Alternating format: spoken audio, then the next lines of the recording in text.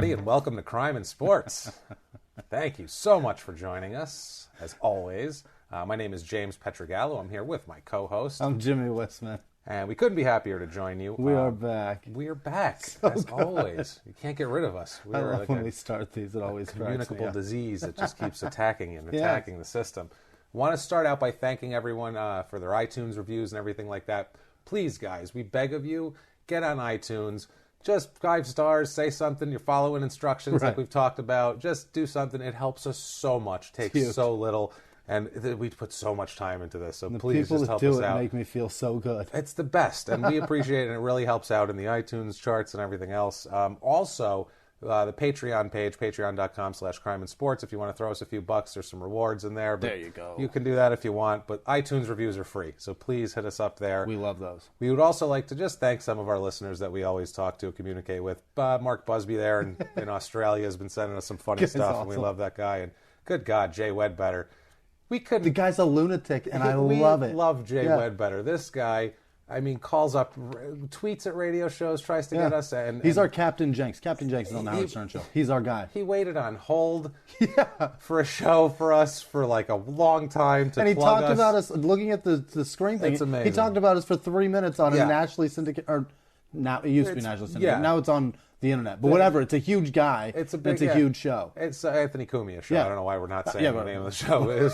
He who we do not mention his name. But the guy's great, and the guy's huge. And so we couldn't. So Wedbetter, Jason, you're a fucking mensch. You guys like that are just the best. And like we've said before, we're comics. We're not journalists. We don't have a big network. Right. This has spread like a wildfire, just like slowly and surely, and it's like a cigarette wildfire where somebody threw one out the window. Yeah, that's us. It started with embers, and then all those little twigs of Wedbetter and Busby and.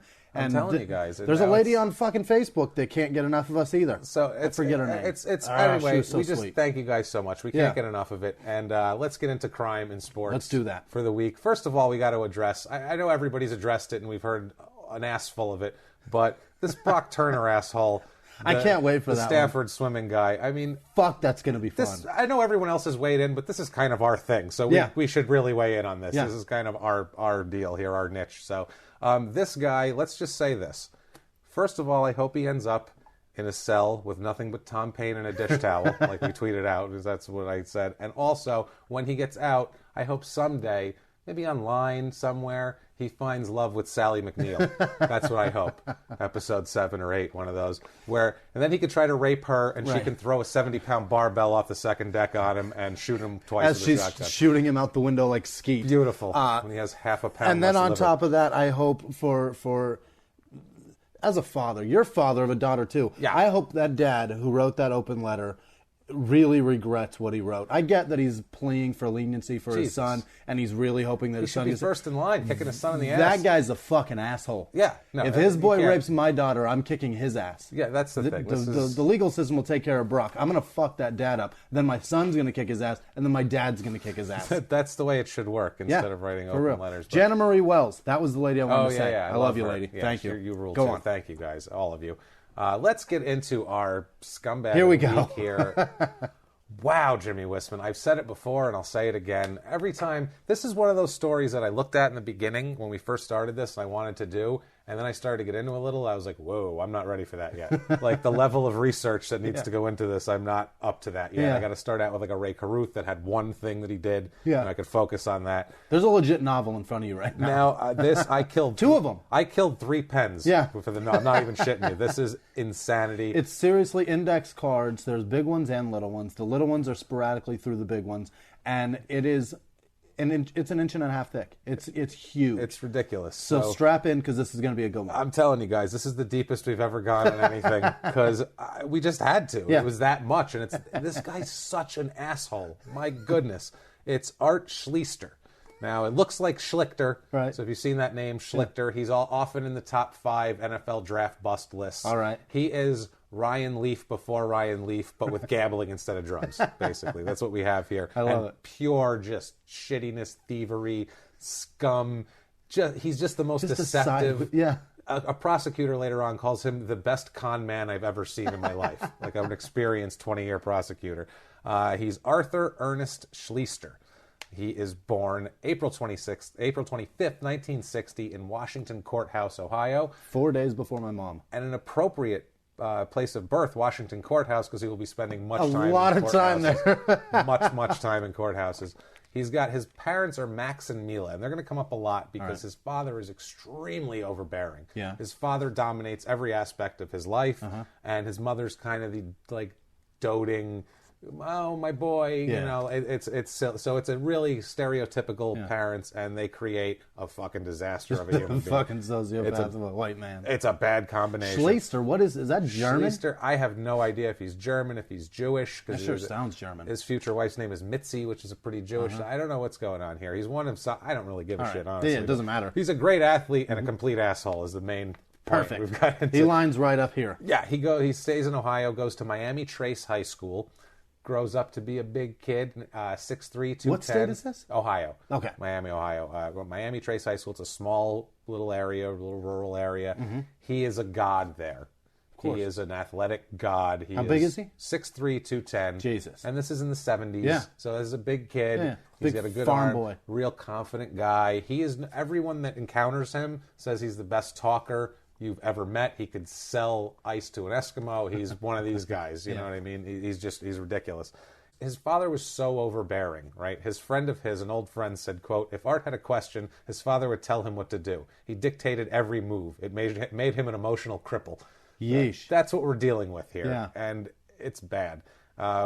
When he was at college, sometimes he would call his father 6 times a day, which people found odd. You know, that's weird. That's aberrant behavior. Yeah, you call your dad. It's like, I don't know what to have for lunch, Dad. 6 times in a day. Hamburger or grilled cheese. I don't talk to my mom 6 times in a month. No, God, no. Jesus. I don't know. Oof, man. What do you do? What do you need like I said, to it literally has to be like, what do I eat for dinner, Dad? Like, what do I do? Dad, how do I get out of this bedroom? Yeah. The door is shut. I need directions to the gas station. Like, I need directions to my toothbrush, Dad. Dad, do I do up and down with the toothbrush or side to side? Which do you think gets more food out? What the fuck? Do you have a plaque method? That Dad, I started the car. Everything's fine. What are you calling me for? I just wanted to call you. I just wanted to missed you. I hear your voice. I haven't talked to you since I brushed my teeth. I want to hear your voice, man. I mean, as I love, my son is 7 right now, and I'd love for him to call me that much for like real reasons, but for 6 times in a day when they're an adult, right? When they're 19, 20 figure years it the old. fuck out. Yeah, go. You're 20 years old. You're a college football star. Go have sex with girls. What are you calling me for? Go. Stop. What do you need to talk to your dad that much for? So there's a guy here, Bill Hanners. Now, Bill Hanners is like a lifelong friend. He's his like best friend and wide receiver in high school, that sort of thing. I can see that relationship picking up. Yeah, they're like best buddies. Basically, Hanners says that Art started gambling in high school. They would go to the Scioto Downs racetrack. Was it like an under-over on how much he's going to call his dad that day? I think, later on they got to that. They're like, Art, they're betting on Art.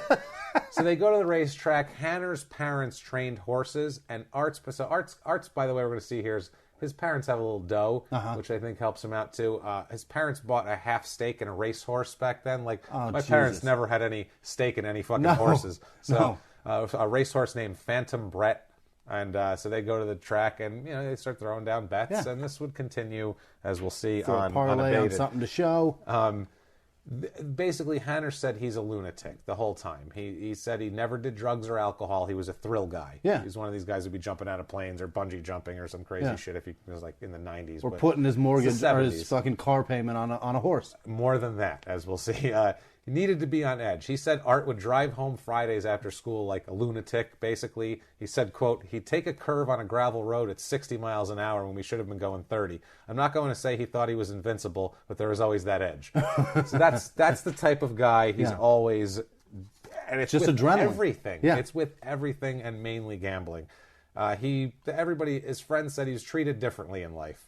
He said Art was put on this throne growing up and was backed up and reinforced by everyone. He had a great heart, but he knew he didn't have to play by the same rules as everyone else. Was he an only child? No. He wasn't. He was the oldest, though. So he's the baby. His brothers and sisters resented him for this thing because the parents... I fucking would too. Yes, Max ignored them because Max wanted to be a football star and never was, the father. Art he's living through Art. Yeah, he's absolutely is living through Art. Are we sure that he was calling his dad and his dad wasn't calling him? Yeah, no shit, it probably was. Hey, Art. Hey, Art. Yeah. Can I smell your You're finger? dropping that elbow, Can I Art, smell on your the finger? follow through. Yeah. Follow through, Art. You got to follow through on that pass. Really stick it in there. So he says if he'd get stuck in traffic in Columbus, he'd just drive on the sidewalk or whatever. He was pulled over often, but rarely ticketed. He could talk his way out of almost any tight spot. He'd talk his way out of anything. He was very smooth and extremely smart. Jesus. So that's what we're dealing with. He gets to Ohio State. He goes there. 78 is his freshman year. He's called King Arthur when he arrives. Oh, God. I didn't even think about that. He's a local boy. Yeah, He's an Ohio absolutely. guy. And now he's going to Ohio State. He's King James. He's the original King James of Ohio Ohio. needs something at this point. They always need somebody. Yeah. When one falls, they get another. Now, before we go on, I just want to... This is a public service to the listeners out there. Just in case something happens, your phone dies, you somehow stop this episode and you don't hear the rest of it, I just have to give you a word of advice. If you ever in your life encounter Art Schlichter, just never give him money. I'm just going to tell you that right up front before we get into the whole thing. Don't give him a dime. I would rather invest my money in a company run by CEO Ryan Leaf, President Eddie Johnson, and Chief Financial Officer Lenny Dykstra. It would be a better fucking investment than giving this guy a dime. Yeah. I wouldn't give this guy money for a payphone in 1975. Unbelievable. Nothing. So he gets to Ohio State. This is under Woody Hayes, legendary coach that's Woody a big Hayes. deal. Yeah, who he has. He got to play for Woody. He did for a year because he has a role in Woody's downfall. Inadvertently, it's pretty fucking funny, actually. We're going to get into that. A lot of people... They still fucking stroke that old man. Oh, yeah. Well, Holy shit. He played for, Jesus, Woody Hayes was 27 years, 5 national championships. Huge in Ohio. He was huge. Yeah. So he's a 4-year starter at Ohio State. 78. The Ohio State. State University.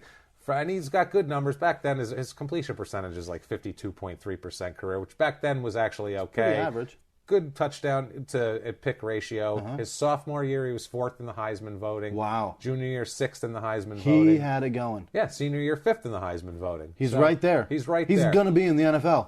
As a freshman, it's definite. Yeah, it's happening. He's King Arthur, goddammit. So as a freshman, this is what happens here. Freshman in the Gator Bowl, Woody Hayes is down with the ball here. He throws... it's against Clemson. He throws a late game pick with they're in the lead, Ohio State at this point. He throws a late game pick. It's intercepted by a linebacker named Charlie Bowman, who ends up on the Ohio State sideline, gets tackled over there. Woody Hayes hits the guy in the throat.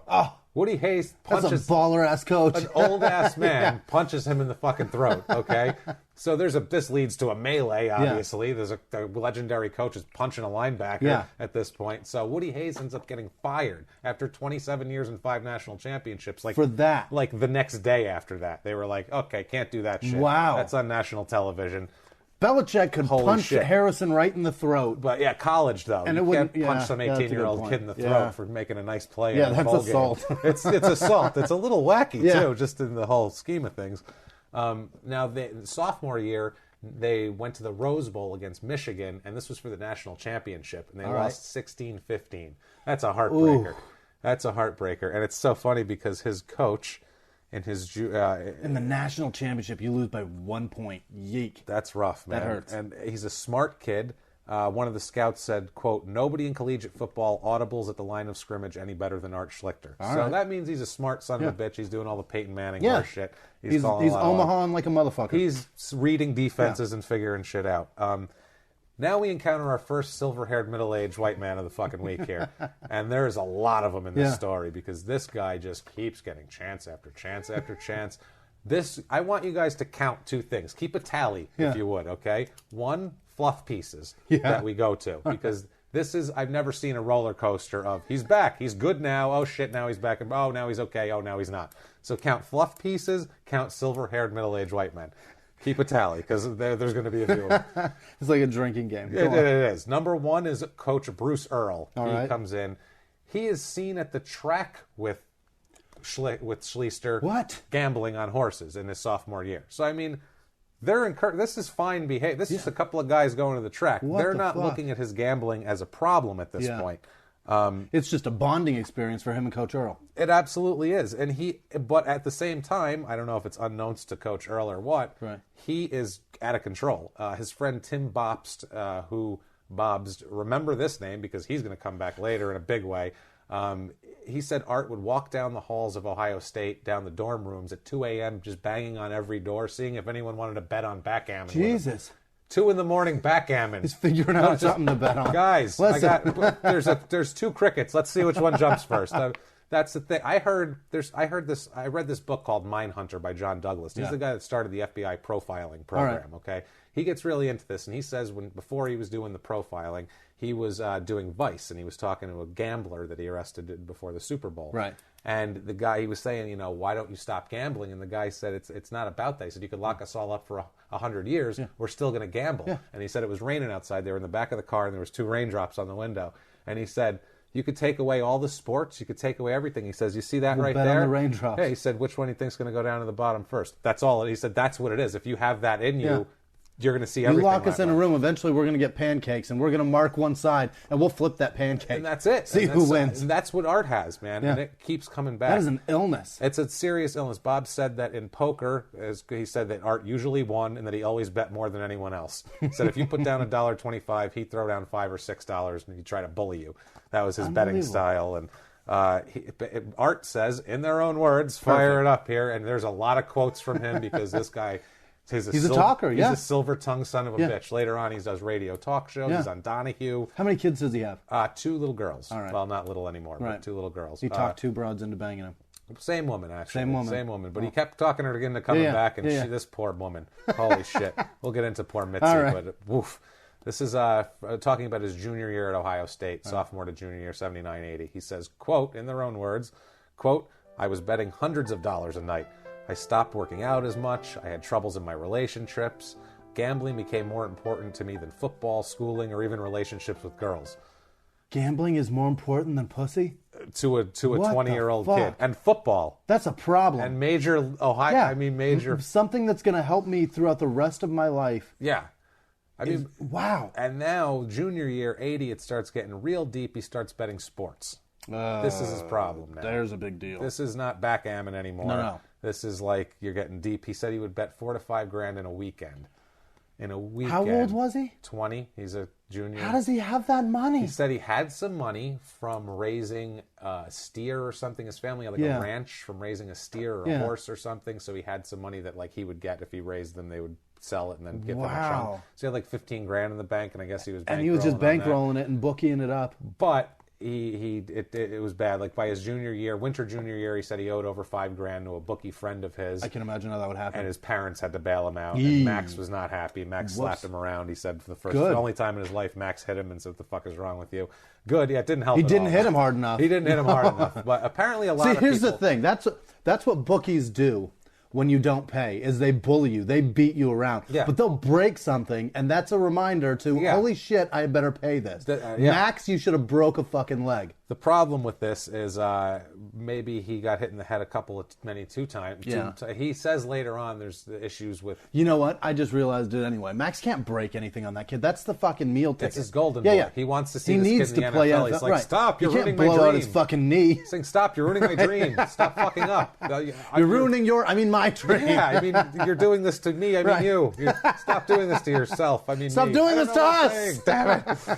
So, it's not good. His father gets him out of a jam here, but he's just in bad shape. I mean, the whole thing, 81 here, in August of 1981, he appears in court for his 3rd traffic offense in less than a year. And this is a big one. It's a reckless driving. He was going 84 miles an hour. On a gravel road on a 30. Probably. That's the thing. He's a lunatic. Yeah. The judge, there's this certain judge that he keeps getting that keeps suspending sentences and not doing anything. Now, that's another silver-haired middle-aged white man. There's another one. Yeah. This is number 2. Yeah. This one judge here. And this judge actually warrants an inquiry from a panel into why they kept letting this guy go. Yeah. Because another judge draws one and he says, no, I'm not going to suspend the sentence on your 3rd violation in less than a year with a reckless driving. This is up to 60 days in jail, $500 fine. This is already a pattern, sir. Yeah, you're fucking 21. You off. Yeah. So anyway, he ends up ends up getting a fine and all this shit. And he actually made Schlichter appear in court. Good. So summons, all that shit. Hopefully that'll straighten him out. Yeah, you would think, right? Okay. Now, at this point in time, too, in 1981, there's a book that's released, and it's still available, barely. It's on rarebooklink.com. Perfect. A company called John K. King Used in Rare Books, and it's so rare because it's called, quote, Straight Arrow, the Art Schlichter story from Landfall Press in 1981. There's the fluff piece. You can get it for $25. There's fluff piece number one. There's fluff piece one. There hasn't been a downfall yet, right. So we'll whatever. But that's what everyone thinks of him right now, and they have no idea there's gambling under the surface and all this. College career comes to an end. 1982 draft. Here we go with one of the biggest draft busts ever, okay? He is drafted number 4 by the Baltimore Colts at this point. All right.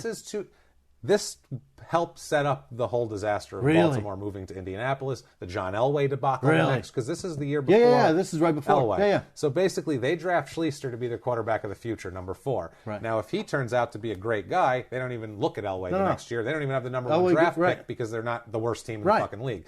So the Elway thing doesn't happen. That whole disaster doesn't occur. Wow. And anyway, they end up moving Elway doesn't threaten to go to the Yankees. Exactly. They end up moving to Indianapolis in 84. Anyway, so he's drafted here. These idiots, here are some other people they could have had instead of him. Okay? Number 5 was Jim McMahon. Wow. Right after him by the Bears. 85 championship, right. The funky QB himself, Jim McMahon, as we all know from the 85 Bears. If you don't know Jim McMahon, look him up. He's a legend. He's their quarterback. He's the only quarterback in Chicago that won a championship. Absolutely. Grand total of 7 Pro Bowlers and 2 Hall of Famers taken in the first round. Oh, my God. Who are the Hall of Famers? Behind him, okay? We have Mike Munchak at number 8. Yeah. Houston guard forever, who's a Hall of Famer. Yeah. At number 9, Gerald Riggs, the Atlanta running back, who was a Pro Bowler. Number 10, Marcus Allen, the Hall of Fame running back. Number 16, Louis Sharp by the Cardinals, the tackle. He's a Pro Bowler, but we'll probably end up doing an episode on him later. He had some issues, so maybe that was a bad choice. But at least he was good for a few years. He figured it out to be a big deal in that draft. Yeah, he was good. He was a Pro Bowler at one point. Mike Quick, the receiver from Philly at number 20. He was a really good receiver in the 90s.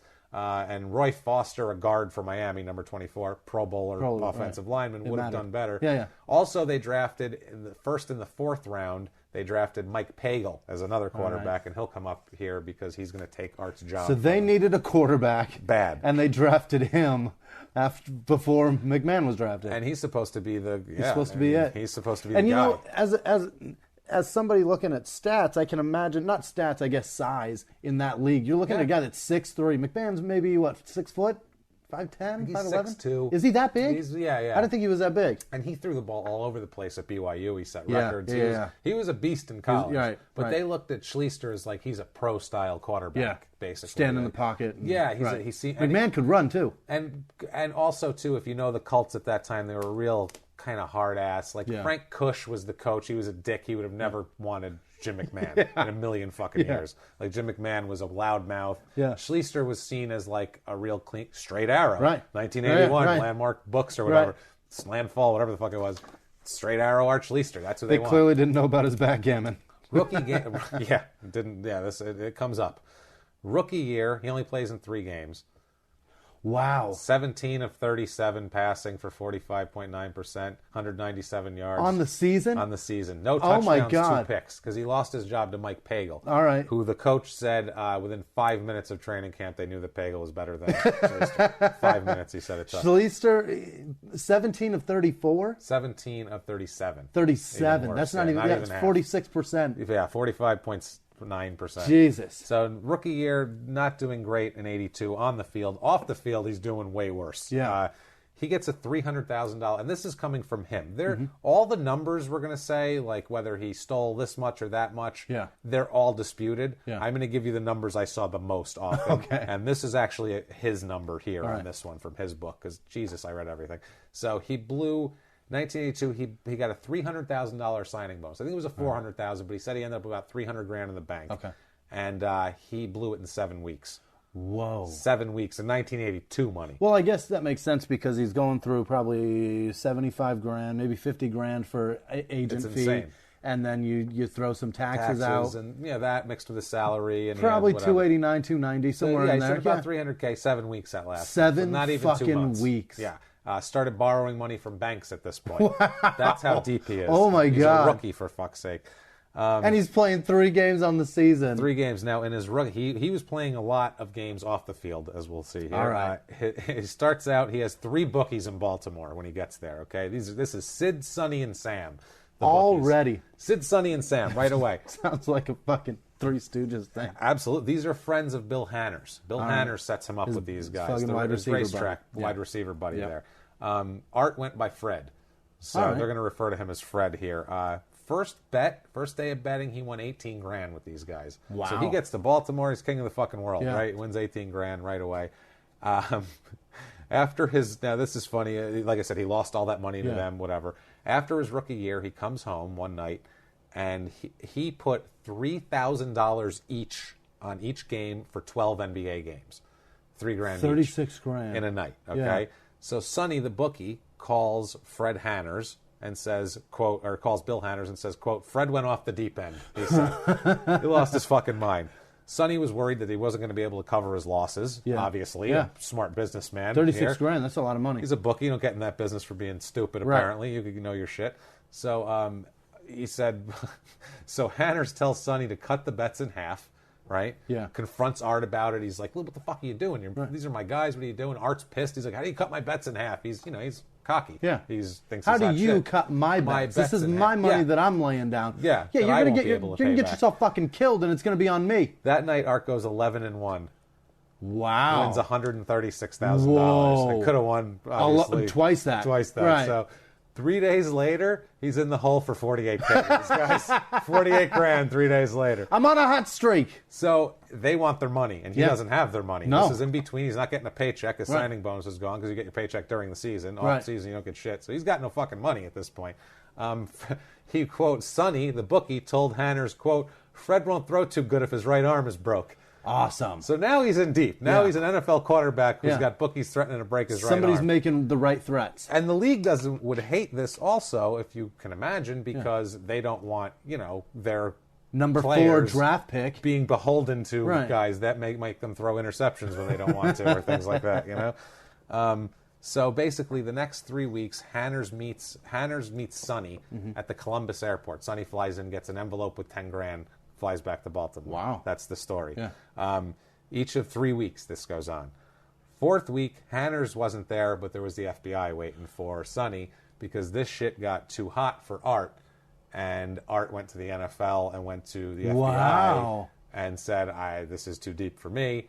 Look what I've done. You guys need to clean this up. Yeah. He got scared, and he went there. And so the NFL suspends him indefinitely. Of course. Get the fuck out of here. Fuck off, sir. You, sir, may fuck off. The FBI rounds up these bookies. They end up getting various sentences. Up to 5 years in prison. They're not too happy, Art as should you be can imagine. very scared. Yes, Deacon Jones, as a matter of fact. What? Do we know who Deacon Jones is, everybody? That sounds very familiar. Deacon Jones is like the all-time, if they counted sacks in the 60s and 70s, he'd be the all-time sack leader. Right. He's a legend. It's kind of a big deal. One of the best quotes there ever is, too. He's the guy with the head slap, you know what I mean? He does, I invented the head slap. All right, he has this video where he goes, if you slap a man upside his head, or a woman, they're going to stop. And you're like, or a woman? Wait a minute, Deacon, slow down. Talking about an offensive lineman, not your... What are you doing? He's a crazy bastard. He's huge. He's like... Maybe it was just before his time, and he's just like, at some point there's going to be women in this league. Yeah, he was being a feminist at that point.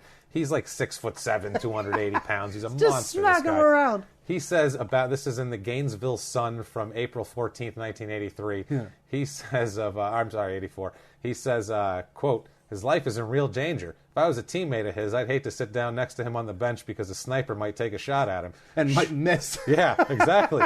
Shoot, I'd hate to even fly in the same plane with him to a game. The mob may have put a bomb on the plane specifically for him. He knows that it's that bad. So this is Deacon Jones who's like, I wouldn't want that guy on my team. Damn. I'll smack him up. I'll smack a woman in the head, but I ain't sitting next to that man. Not him on the field.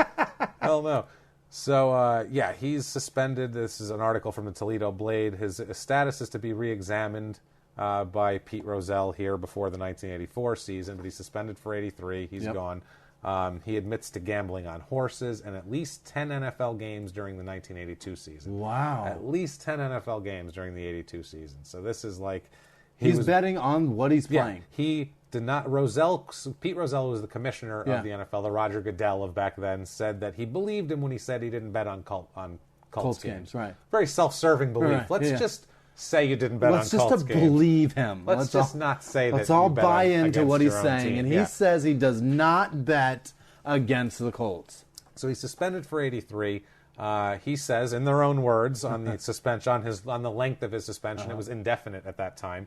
He says, quote, "I think the NFL understands the drug problem a little better. I don't think they understand the compulsive gambling problem.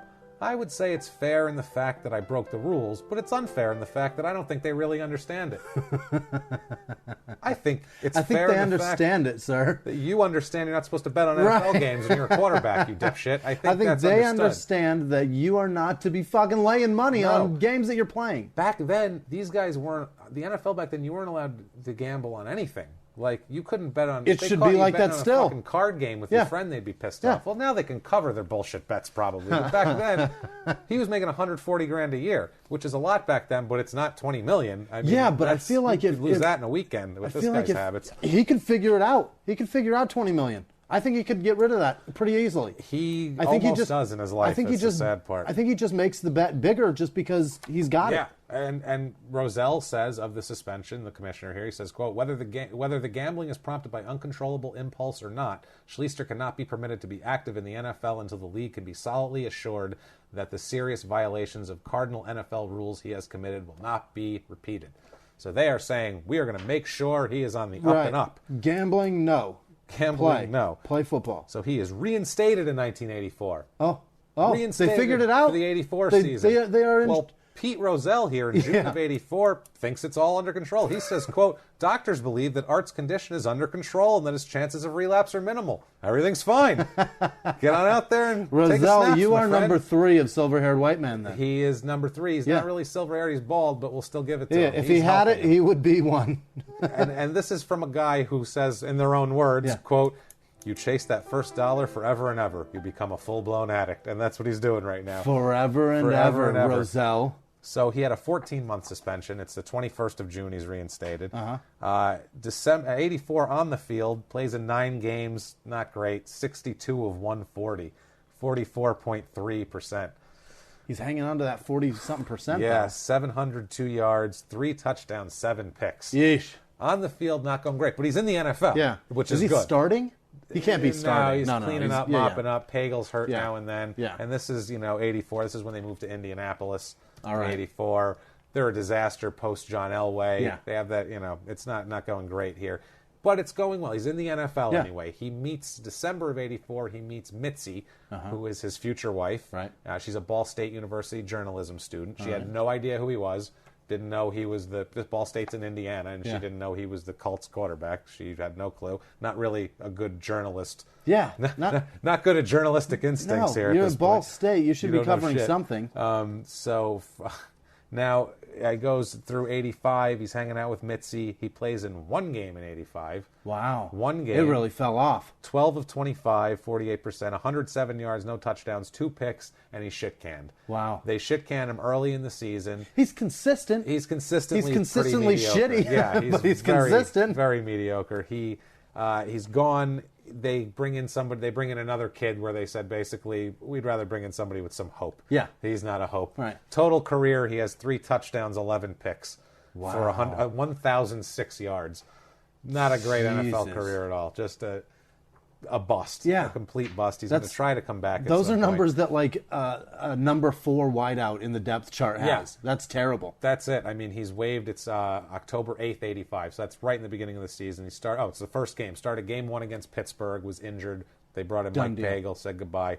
And Coach Rod Dowhauser at the time insisted that it had nothing to do with gambling. Right. So I don't have anything to do with gambling. He fucking sucks at football. He sucks, and I think it also has to. If he was a nice guy, I think they would have tried to bring him along, maybe. But those are not starting quarterback numbers. Sorry, those are terrible. Art's, in their own words, he just doesn't get it. No. Later on, he gets how to pretend like he gets it, but now he's still an asshole. He says 85. This is about being waived in 85. In their own words, quote, "I don't think I had a fair chance. I have to deal with it and go on from there. It's not the toughest thing I ever went through." So he thinks he's going to come out of this. And what is the toughest thing? I don't know. Probably going to the FBI? Yeah. I would imagine that you were going to be killed. Making a decision to call fucking the Untouchables? Apparently. Jesus. So spring of 86, he's signed by Buffalo. Things are looking up by the Bills. Problem is the USFL folds at that point. Jim Kelly comes from Houston from USFL, they don't need another. They need one less quarterback. Goodbye. We need a guy that's going to lose 4 Super Bowls. Goodbye. Yeah, and it's so funny. You know what team Jim Kelly came from? No. The Houston Gamblers. Is that right? The Houston Gamblers. Gambling every fucking time. Gambling ruined his life again. He's like, gambling. Damn you. So now we go to 1986. Still same thing. This is after he's shit canned out of there. There's an article in the Milwaukee Journal that says the Packers aren't interested in Art at all. I guess Art's agents have been calling the Packers, and they said they have quote no plans to return the calls. Listen, we're not going to return your calls, and we're gonna tell you that we're not going to return your calls by putting out a fucking press release. And we want everybody to know that we want nothing to do with you, not us, because there was rumors that they were going to sign him, so they put out a thing going. Not even close.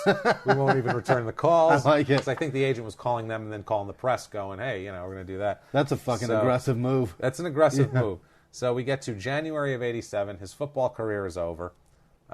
He is now arrested for his part in betting in a gambling operation. He's just a bettor. This is, they staked out a bookie operation for a while. Yeah. He's their top client.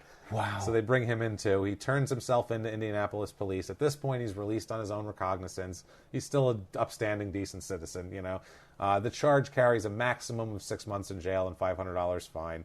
It's unlawful gambling. Apparently 13 people were arrested. Most everyone else with heavier charges. Yeah. They just brought him in because he was famous. Yeah. Makes the bust be on the front page of the paper.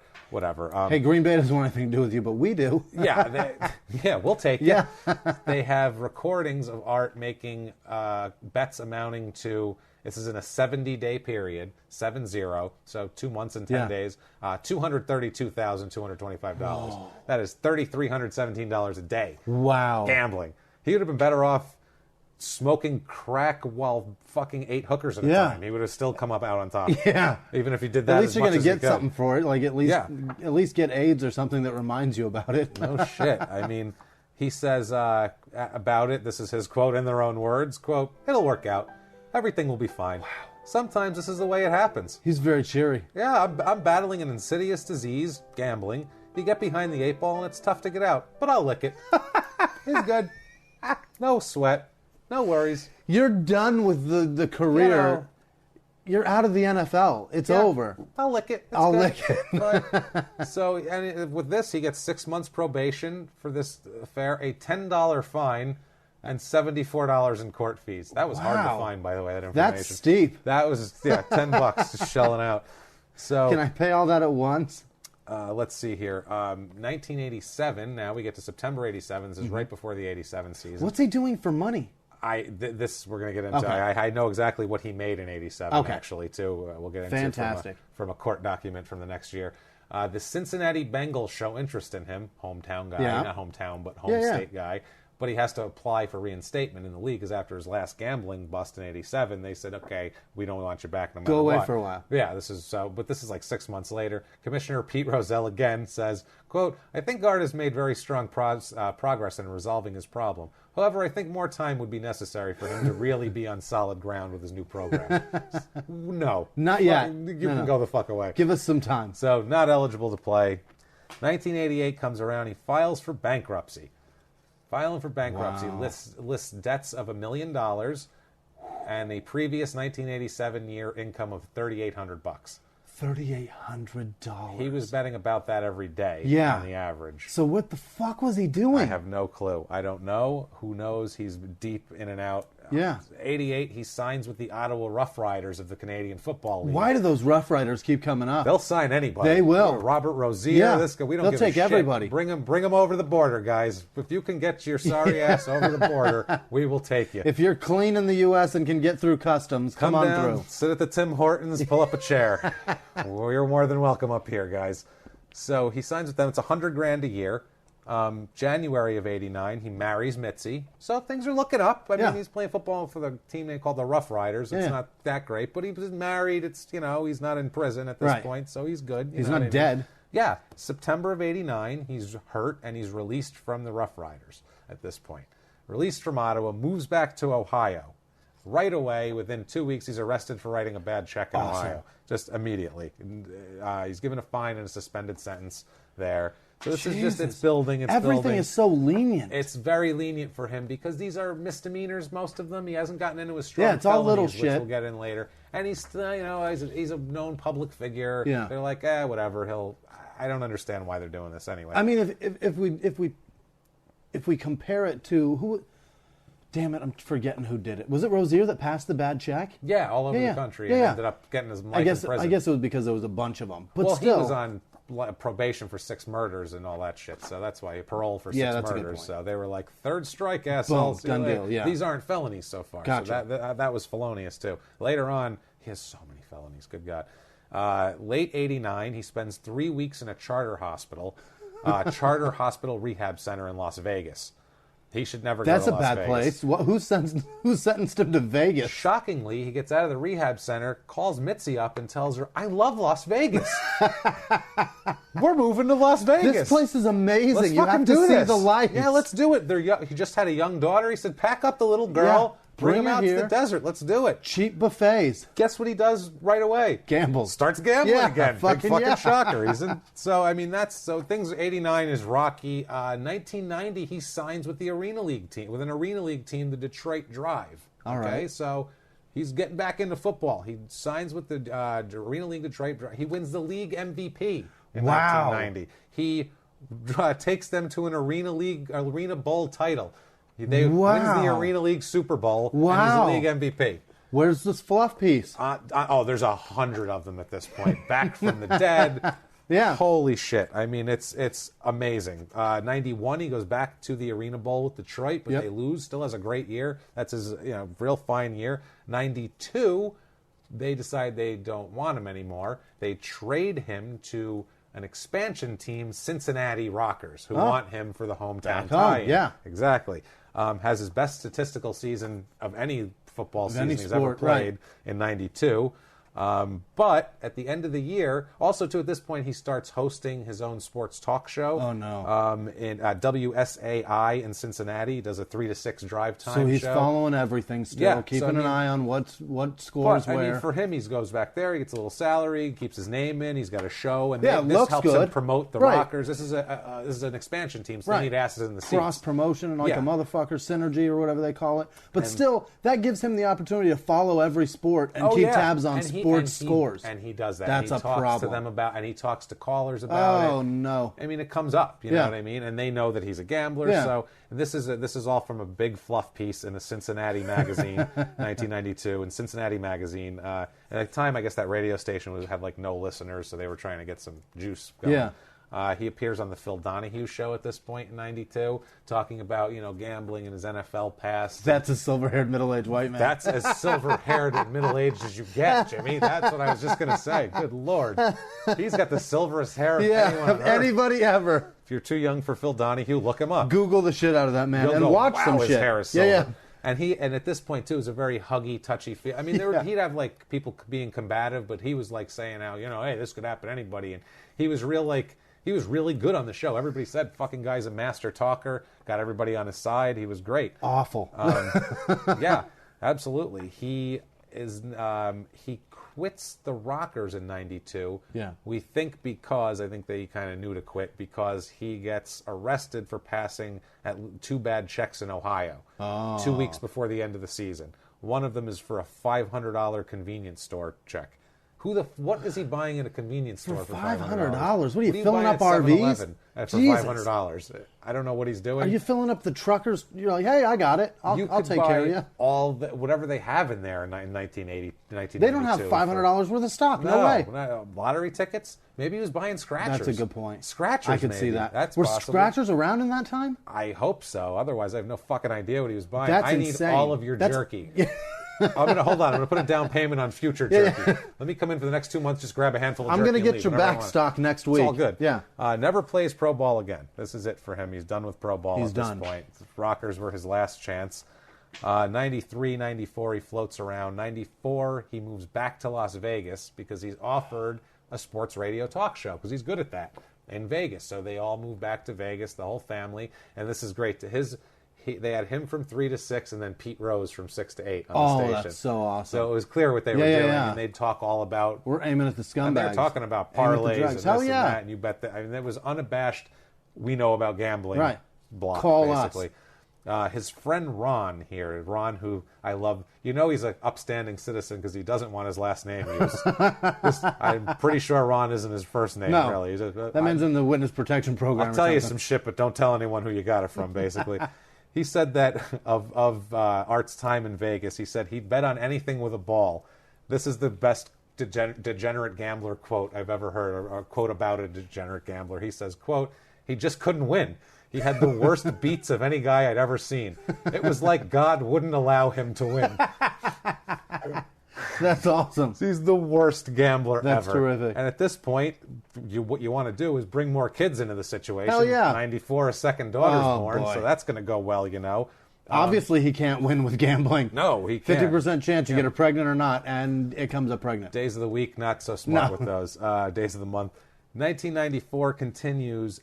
He steals $16,500 from his sister-in-law, his wife's sister.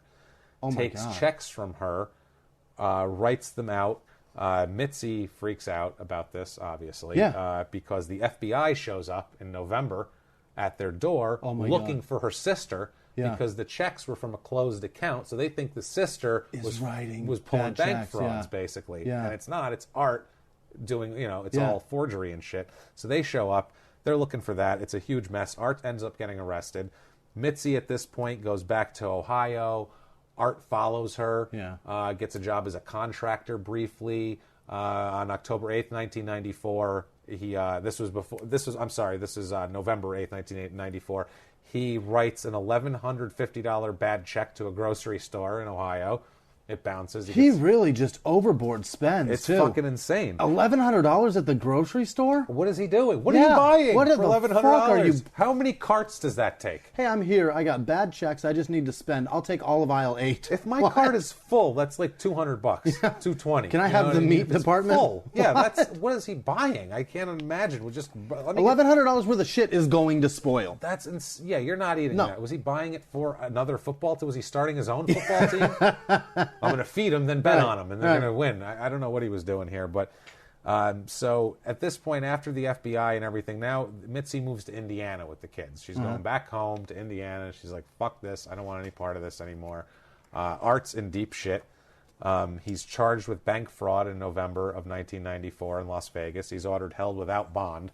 Good. So he's shit out of luck. Hang on to him for a while. Keep those checks fucking secure. Yeah, no shit. Well, that was the thing, too. When he was playing for the Rockers, they were giving him a little stipend, and they were giving the checks to his wife, and he would get $300 a month or something. Yeah, there are comics that do that that are not allowed to get their check. They can have a little bit of cash because they have gambling problems. And they knew it, and that's exactly what it was with their him. check goes back home or to their agent or wherever it goes. And he said he'd have to he checked in with his wife 6 times a day. If he went to the store, he would be like, I'm still at the store, don't worry, I didn't run off and start gambling. I mean, that's how bad it was. And imagine this poor lady living like this. Oh God, he's been gone for 12 minutes. It's only 10 minutes. Oh, Jesus Christ, he's probably gambling again. I mean, it's fucking insane. His bookie's 15 minutes away. He's been gone for 22. We got a problem. So he agrees to a plea bargain in Vegas, and this isn't. You got to keep 4 miles worth of gas in your car for that to keep him from to keep a leash on it. Yeah, that's basic. Yeah, keep that. Oh my God, have a little remote that kills the fuel injector. Yeah. Shut him down.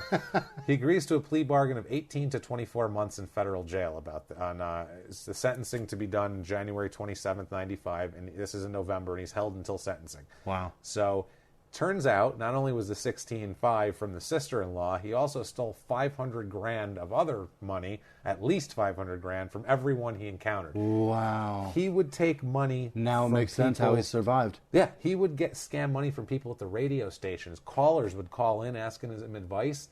He would call them back after the show and ask for cash and talk to them about gambling and be like, "Hey, I got a little venture here." And this is when he started his ticket scheme. Oh, wow. This is his scheme that he does repeatedly later on. He says that he can get cheap tickets to big events, Super Bowls, big football games, Final Fours, and he needs cash up front, and he's going to buy all these tickets, and he gets them below cost, and then he can sell them at a huge profit, and you'll get all your money back. What a fucking dick. Like I said, don't invest with Art Schlichter, okay? So he's doing this. It's insane. He said that in this article in 94, this is not a fluff piece. No. He says that advertisers would talk advertisers into paying him Instead of the radio station? Instead of the radio station. Yeah, I'll get it to him. And another time he had some station, he like did a check scam with them where he was like, yeah, I got like 10 grand in checks, but I can't cash them for a week, but I need 5 grand. Will you write me a check for 5 grand? You can hold these checks as collateral. And they're bad checks. And they would bounce. Unbelievable. And this one, some poor small company that just started advertising with the radio station, these people had to like take out second mortgages on their home to not go out of business. Wow. From giving him $5,000. That was the difference between them surviving or not at that point. Unbelievable. So he's a complete piece of shit that has a casino was taken for 12 grand in bad checks. A casino was taken for that much money. Casinos know better than that. And they said the manager at Bally's said he was so good. He said we went through all of our normal precautions. It was Bally's? Like legit casinos. Casino. He wasn't this going wasn't like the fucking Dune down the street. 6 miles off the strip. This was this wasn't the El Cortez. He was at a good casino, and they said we went through all of our normal precautions. He's that good. Wow. He fucking completely scammed us. And he's the catch me if you can guy with gambling. That's how good he is. Wow. That's how fucking good he is, except he gets caught way more than Leonardo DiCaprio ever did. So he gets an 18 to 24 month sentence in this. 18 to 24, so you're looking at almost 2 years. Yeah. Basically bounced 175 grand in checks as part of this, in addition to the bank fraud and 175 grand in checks, plus the theft, plus bank fraud, plus 500 grand, plus the 16,000. Mm-hmm. That's a lot of fucking money. Yeah, and then also it's all gone. He's got other shit for charges for another $50,000 in bad checks that he floated all around in Indiana and Ohio. What the fuck? So they're trying to get it so he can serve the time all at the same time, basically, concurrently or whatever it's called. Yeah. So 94 is why now. This is at this point his wife divorces him, so she's done at this point. Good for her. Yeah. Smart move. An article in November of 94. You're never going to have a 401k, Mitzi. No, ever. It's done. You're so fucked. You're going to work a long time. She couldn't have a fucking 401 cents in the bank. Never mind any other thing. She couldn't have anything. He would be like $4. Yeah. I can gamble. I can turn that into $9 before you know it. Who's playing tonight? He's a fucking lunatic. This Put guy. $1 on each and parlay it, and we'll make $16 tonight. Oh, his father Max has an annoying quote about this now in this article. His father Max is still pissed that he's not in the NFL. Yeah, Max is still fed up that his dream's over too. He says repeatedly, my boy should still be in the NFL. My boy should be in the NFL right now. This is in 94 he's saying this. Because he's like, John Elway's still in the NFL. Yeah. This one's still in the NFL. John still he's going to win 2 championships in 5 years. In the NFL. He's literally saying that. Father says, quote, they let drug addicts have chance after chance after chance, but the NFL wouldn't give Art another chance. He never reapplied after Pete Rozelle embarrassed him. He was afraid they would embarrass him again. This guy, embarrassment isn't his biggest concern, first of all. He embarrasses himself on a daily basis. He's writing bad checks to fucking convenience stores. Fantastic. Embarrassment isn't his concern, I don't think. I would reapply, but I'm embarrassed, so... Oh my goodness! He's just overboard with the sympathy, trying to get anybody's. But he's still got an ego about him too. Oh, it's huge. It's ridiculous. But he's just a scumbag. I mean, that was his dad, but you know that's what's pumping into him. Right. And here's his quote at sentencing in January of '95. He says, and this is as full of shit as you get. Yeah. Quote in their own words. Quote: I'm terribly sorry for what I've done. I'm ashamed. I hope I can someday prove I can be an honest person and get my life in order. In other words, please don't sentence me to more than I've already agreed to. But he's still delusional about anything at all. Yeah. In April of 95, he reaches a plea agreement in Indiana for check charges and theft charges and fraud charges. That's going to be served at the same time. So that's going here. In 1994, he says that at this point before this he had pawned his wife's wedding ring, wedding ring. Holy shit! Yeah, this is how bad it is. Yeah. In this '94 article, this is a great in their own words. Quote: I was probably at the worst part of my addiction.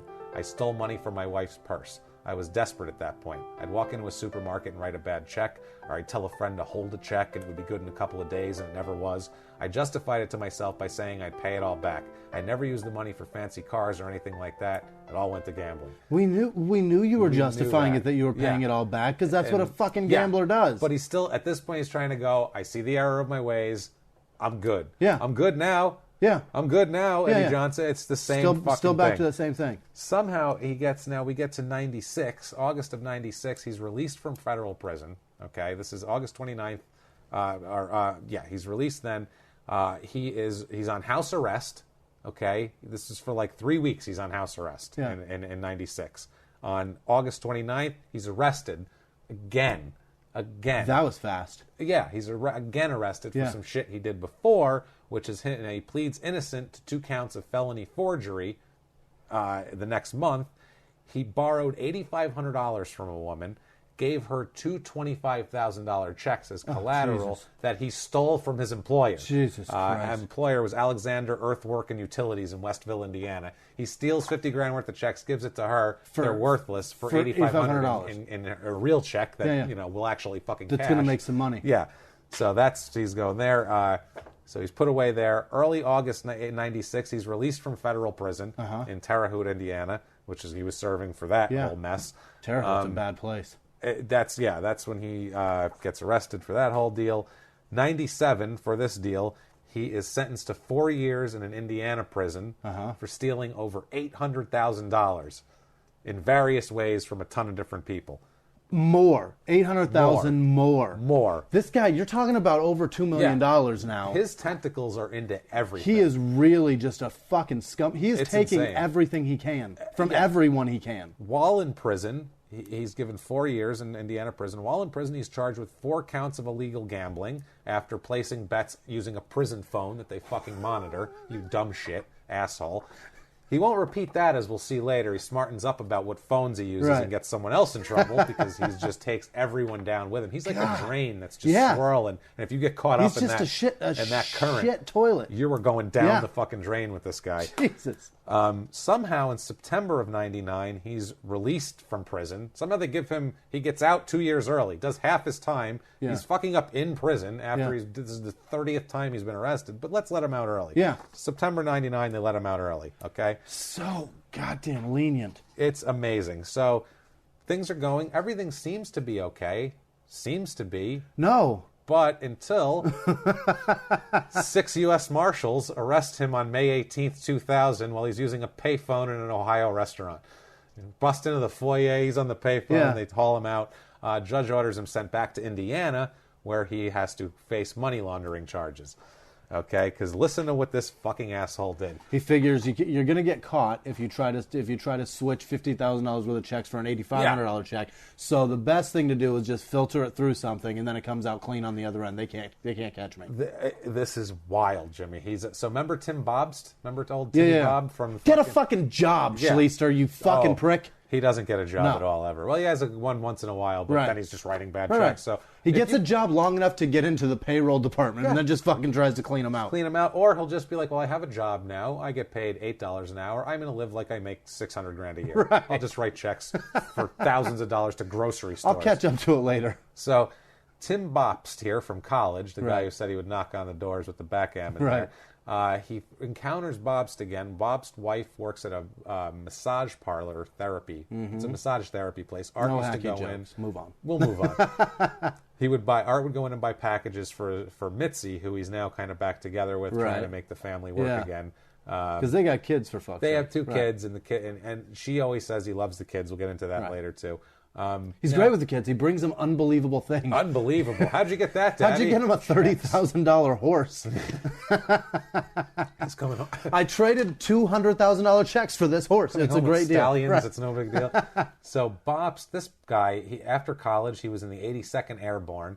So he's a special forces guy. Broke his back jumping out of a plane, so he's disabled. Walks with a cane. Lives on disability from the government. I mean, but I mean, he's an airborne, 82nd Airborne. He's a hero. Guy. Yeah. So Schlichter, of course, needs to completely wipe him out. Obviously, of course. Clearly, he starts out doing right by the guy. Gets him 4 seats he's a big Cowboys fan, this Bobst guy. Gets him 4 seats on the 50-yard line to a Cowboys-Colts game at face value. Wow. Which is a big deal for a Cowboys game there, because they're a popular team across the country. Yeah, you can't get face value tickets now. No, not on the 50-yard line. So he gets in these seats, so Bobst is like, hey, what the hell? What a guy. Bob said, quote, he talked all the time about his aftercare program and how he was going to all these meetings. So he's like, he's on the level. He gets me the seats I asked for. Yeah. All he talks about is meetings. Right. This is going fucking fucking great. This guy's got some things working out. Yeah, January 2000, Art calls Bopst and tells him that he can get him Final Four tickets. And Bopst is a big college fan. He's like, why wouldn't he think he can do it? He just sat at the 50-yard line. Yeah, he's like, fucking of course. Yeah. He said there's the booklets, the tickets come in 3-ticket books, basically. Right. And the books are $300 a book, $100 a ticket. Right. So Bopst buys 9 of these books for $2,700. And Art tells him, I need the cash first because my guy's running low on supply. Yeah. You'll get the tickets later when the NCAA releases them. We're running low on ink. Yeah, so we got to, whatever. So he said, they're all being, sold out. Right. So I need the cash now. So they meet at a Burger King to exchange the money. That's never a good sign. No. They meet at a Burger King to exchange money. Tickets were supposed to arrive in 2 weeks. Surprise, no tickets. 2 weeks come. Art says NCAA hadn't dropped them yet. So he's saying, like, they haven't released the tickets yet. They're still printing them or whatever. 3 weeks later, he calls Art again. Same thing. Haven't dropped yet. Sorry, man. I'll get back to you. 2 weeks after that, so now we're 7 weeks in. Yeah. No tickets yet. Bopst calls him and says, I want my fucking money back. He had to track him down 4 different phones to find him. Wow. I want my fucking money back. And Schlichter said, hey, I came through on the Cowboy game, didn't I? Right. I know what I'm doing. Don't worry. This is going to come through. Don't worry. Just relax. Yeah. Trust me, okay? So 2 weeks before the Final Four, Bopst says, fuck this, I'm calling the prosecutor's office. Good for him. He calls Marion County prosecutor. They don't have Google back then, so you can't just go, Art Schlichter, holy shit. Yeah. Later on, I feel less bad for people because it's like, you have Google. Right. Just Google this fucking guy. You can search anything. Holy shit, trust me. You'll find endless shit. We Googled... Look at my pile of shit, trust me. My daughter had a photo shoot. We Googled the guy that was going to do the photo shoot. The man was a fucking predator. He was a level 2 sex offender in America. Go. Bang! Google. You'll know responsible that parent. Right. Yes, you wouldn't get your money taken by Art Schlichter because you just pop a quick Google search on him. So So anyway, Schlichter apparently ran the same scam on over a dozen people. Scam totaled $537,200 from these people. So much money. Yeah, Bopst goes to Art's apartment to try to find him and finds Art's brother John's cleaning out all his shit going, Art's gone. Art's on the fucking run. Yeah. Art takes off. He goes to Ohio. And Bopst ended up watching the Final Four on TV, obviously, because he didn't have that. Poor guy. Bopst is on the run at this, Art's on the run at this point. Yep. Now we also get to Chuck Grubbs, who's another fella here. Chuck Grubbs is Bill Hanner's cousin. He grew up in Ohio worshiping Art. Oh, no. He was 2 years younger. He just worshipped him like a god, basically. Yep. He said Art actually helped him pay his family's rent when things were tight, when Art was like in college and the pros early. With the Airborne's money. So he said that, with poor Bopsty's money over here. So he said, he really respected him. He feels bad, he said, because he used to go to the track with Art all the time. So he always felt like he didn't help Art. So Art's out on probation at this point, still, from all that. A couple days after the Kentucky Derby, this is the scummiest thing he's ever done, by the way, until later. A couple days after the Kentucky Derby, Grubbs gets a call from Art. And Art asked to stop by. So Grubbs is like, this is going to be for money. I know it. But he's like, you know what? I'll just tell him I don't have any, or I'll give him a little bit, and whatever. I'll make him a turkey sandwich and send him on his way. I respect him. So Grubbs tells him, come on over, whatever. So Grubbs, he tells him he wants money because he's Art Schlichter, and he always fucking wants money. That's why he thinks he's there. So basically, Grubbs told him he could come by. Art comes by. Before he gets there, this Grubbs guy, he hides his money and his credit cards sort of got under the seat of his Brilliant. Truck, under his truck seat in his car, puts the keys in his pillowcase. So he's going to sleep on his keys so Art can't get his keys, get his fucking money out of his truck. That's how well he knows this guy, okay? He goes to sleep. Schlichter scavenges through the whole home until he finds his extra key somewhere that this guy forgot he fucking had because it was probably 6 years ago. He put it somewhere. He finds that, finds the billfold under the seat. This guy would have worked great for like a crime scene. Yeah. He's amazing. So, I feel like he parked his car, walked past the truck and goes, do I smell money? I smell money. I smell money in that truck. Doesn't take the cash though, because that'd be too obvious. Really? What he does instead is he picks out 2 credit cards, goes back in the house, calls the credit card companies, has all the limits raised. Wow. Has all the fucking limits raised. While dude is sleeping. Okay? Now, Grubbs gets up, goes to work, gets home. Art's there. He gives Art $100, and Art says, "Yeah, I got to take off now." Gives Art $100, sends him on his way. He's like, "I braved the hurricane." Yeah. Everything looks like everything that's not nailed down looks like it's still here. Everything's fine. Turns out that night, Art drove up Interstate 75, hitting every fucking ATM he could hit along the way, burying this guy, cleaning him out. Wow. Yeah. A few days later, this is when he's arrested. That is fucked up. That's fucked up. And then he's arrested in Ravenna, Ohio, at another restaurant, at a diner. And that's having dinner on Grubs. Yeah, that's where he got arrested. That's when he was running from Bops. This all happened. So this was there. Unbelievable. What a scummy fucking thing to do to your friend. It's so bad that they worshipped you. You know? And this poor Grubbs guy, he says he's forgiven Art. Yeah. He loves Art through this whole thing. He goes, he says, quote, he's the type of person that would help anybody, but then he would screw anybody to get money to gamble with. It's not like Art Schlichter woke up one day and said, I want to gamble and ruin my life and ruin my family's life. He just couldn't stop. So no, he woke everybody up at 2 a.m. and said, I want to gamble. That's what he did. Amazing. Everybody wake up. It's time for backgammon. Now, while this is going on, while this is happening, now he got out of jail in September of '99. He was put in a rehab, in an addiction counseling facility there, and he had to go to these meetings. In these meetings, he met an ex-physician named Sally Booth. She's an MD who had her license suspended for a substance abuse problem. Okay, so this is a good person for him to be involved with. Perfect. Yeah. This is Bonnie and Clyde. These two, match made in heaven. So they started hooking up romantically, which is healthy in that regard for them. Yep.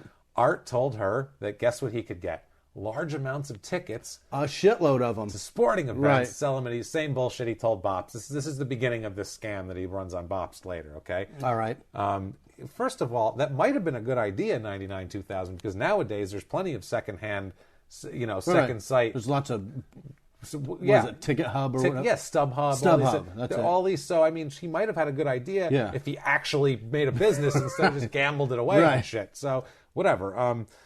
So she basically says, he needs cash up front to do this. Okay, so Booth went through every dime she has. This poor woman here took out advances on all her credit cards, second mortgage on her home, borrowed money from her parents, her friends, her 84-year-old parents, her friends, everybody. By April 2000, when he was arrested for everything else, when everything came to a head, she was out $100,000. Her parents were out $45,000. Wow, and that's probably a lot to 84-year-old people.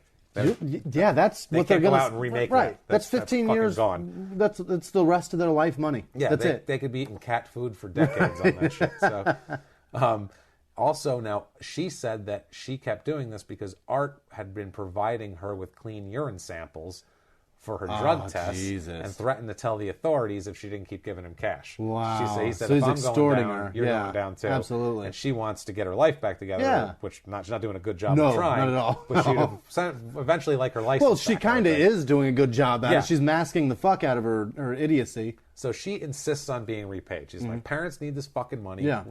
We're dying, all of us. So he says, okay, my father's going to help us. Yeah. My father's going to help you. He's going to help me pay you back. Right. I'm really sorry. Acts like this is the only person he's doing this with. So she receives a call a couple days later from a man claiming to be Max Schlichter, his father. He said, I'll take care of you. I'll repay you. Don't worry about it, right? So Schlichter, a couple days later, shows up with 2 checks from his father's bank account. Checks number 1568, 1569.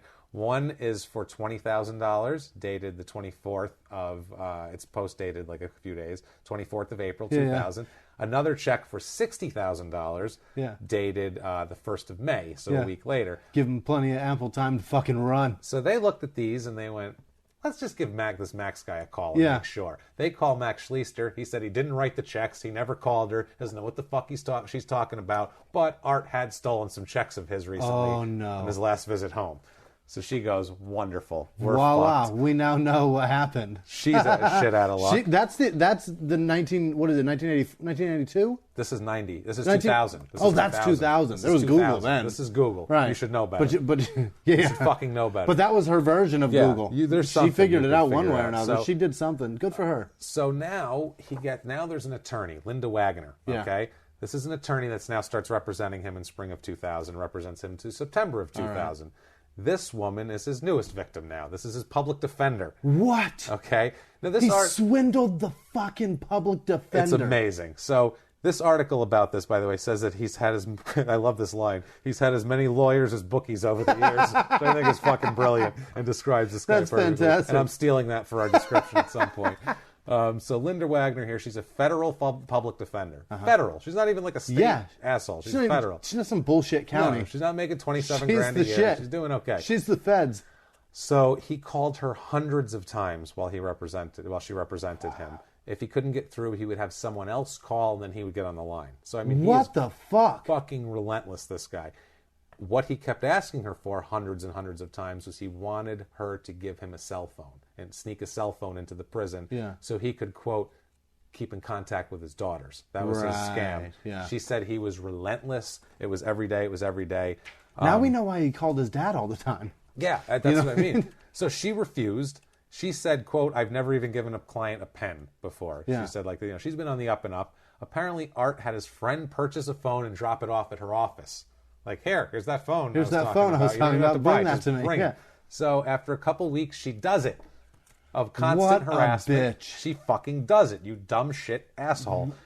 Sneaks it into the Indianapolis prison. He uses it to make bets like crazy, obviously. What kind of a fucking bookie takes action from a known degenerate gambler who's in prison? For fucking having no money and writing checks about Where's he going to get money if he loses? Shit. What's he going to... What are they making, 8 cents a day down in the kitchen? What is he fucking doing? He's going to print some fucking license plates? That's a shitty bookie, number one. So anyway, she sneaks it in. A little later on, it's found in a jail sweep of contraband, so no big deal, whatever. Art has another phone delivered to her. Wow.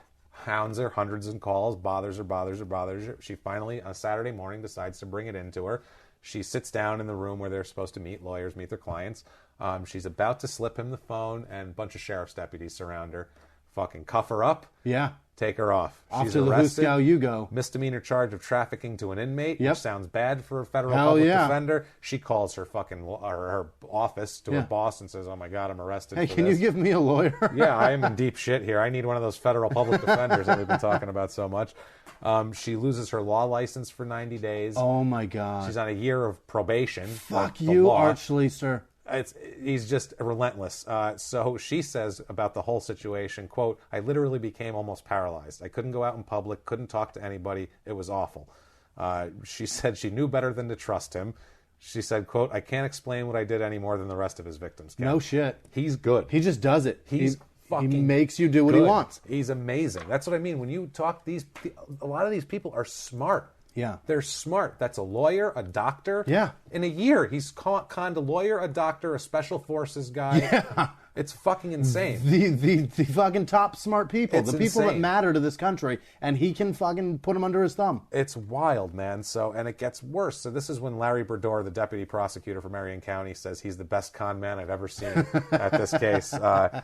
So there's an article right after this in May 27, 2000 in the Chicago Tribune called, quote, Schlichter's kids, the saddest victims of his addiction. That's the truth. That's the truth. That is the truth. I feel terrible for those girls. Bad for these kids. Apparently, in April, before he went on the run, yeah, he took his kids out of school to talk to them and explain to them that, Daddy's in trouble again, and I got to go on the run. Daddy's going to Forrest Gump the fuck out of this country right now because... And even Mitzi's enabling, because Mitzi says... Yeah, that's a good point. Here, quote, says, quote, he's an interesting person because he commits crimes that hurt people financially, but he adores his kids. I could never doubt how much Art loved the kids. But that wasn't enough to stop him from repeating the same pattern. What do you want to bet? What do you want to bet? What do you want to bet he bet on the fucking sex of those kids? Probably. I guarantee it. I guarantee it. He was probably laying them all over town, for Christ's sake. He was probably like, shit, I broke even. He had a pool on how long the kid would be. He had one of those boards from the Super Bowl. What time it's going to be born, all that shit. Length of the middle finger. Blue eyes. What are the odds on blue eyes? So in August of 2000, he's finally indicted for the big ticket scheme that he's taken all these people's money. They had her holding him on probation violations and everything else. Because, this guy at this point, he gets in trouble. They can just lock him up and throw away the key. Throw it away. It's done. Figure the shit out later. So in April 5th, 2001, he's sentenced to 5 years in federal prison for credit card fraud and money laundering. That's about this whole thing. He's ordered to pay $170,000 in restitution, which he stole more than that, way more than that, but that's all they're asking him to pay That back. ain't enough. No. And then in August of 2001, he is sentenced to 6.5 more years in Indiana for violating his old probation on for top 97. of those 5. They're going to let him do it at the same time again. Which he's like, if I fuck up, I'm going to do it all at once. And then I'll commit 100 crimes. I'll serve 3 years. I'll throw be them all together. Yeah. I'm going to do 3 on good behavior, and I'm out the door. He doesn't do one at a time. This guy, he stacks them. He's a very, very smart guy. At this point, 2002, September 3rd, things get a little worse. His dad, Max, is found dead at the bottom of the pool in the backyard. Something tells me he jumped in. Suicide. Yeah. Determined to be suicide. Absolutely. Of course, yeah. Suicide. He's 65 years old. He just feels so... he let down America. Yeah, he did. I think that's part of it. Absolutely. I really do. He definitely let down the Colts. I'm telling you, man. In 2004, while in prison, he's caught gambling on college basketball. Wow. Again. Wow. He does 4 months in solitary. He's just a fucking disaster. He can't stop. Stop gambling. He's like Ryan Leaf with the pills, but it's gambling. It's right? way worse because it's the cocaine. It's those are victimless crimes. The person suffering is the person ingesting that shit. Yeah. This guy is everything worst. he does has a horrible victim. You don't want to be near this guy. No. He's like the Grim Reaper. Like he just touches people and they just financially. And it's 20 grand. Financially, they just drop dead on the floor. 20 grand a touch. 20 if you're lucky. If you get off easy. So I mean, he's released from prison in 2006. Yeah. In June 16, 2006. In January 2007, there's another fluff piece, guys. Let's fluff him up again. Unbelievable. What the hell here? Spends 4 months after he gets out, after he's released, in a Baltimore treatment center, which he should have stayed there forever. Mm-hmm. Says his goal is to set up this is how fluffy this article is. It's all about the future and how he's just, he can help other people and set it right. He says, they let him say that his goal is to set up a non-profit foundation to talk to young people. I'm going to give him money to be non-profit. Yeah. To talk to young people about gambling and educate them through www.gamblingpreventionawareness.org, which is not currently anything at this moment in time because I fucking looked it up. It's Dick. Basically, that period that passed between 95 and 06, he spent a total of 10 years in 44 different jails and prisons. Wow. That's what a disastrous decade he had. 44, though.